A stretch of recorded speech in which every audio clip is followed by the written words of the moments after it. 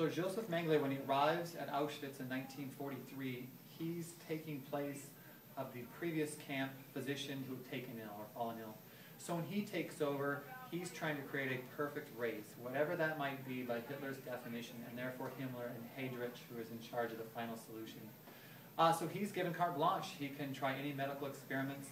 As the victims at the Holocaust at Auschwitz, where over 3 million people will be killed, as they're getting off their rail cars, largely the steerage cars used for moving cattle, they're forced into two lines, one for men and one for women. And at Auschwitz, Joseph Mengele would be kind of above them, and he would be dressed in a white, almost like a white frock, that is a medicine-type clothing.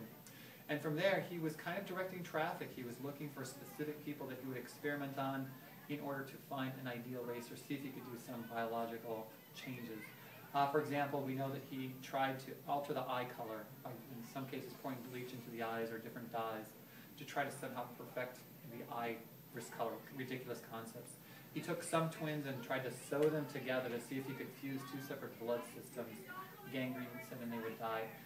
He injected some of his patients with cancer to see if he could come up with a cure for cancer between two twins, so that one twin would have cancerous cells injected in him and the other person not, and he would come up with a solution. His experiments were a complete, utter failure, but because of the Holocaust, because of Hitler's radicalism, he gets away with it. And at the end of the war, sadly, he escaped and he lives out his life in Argentina until 1979. All right.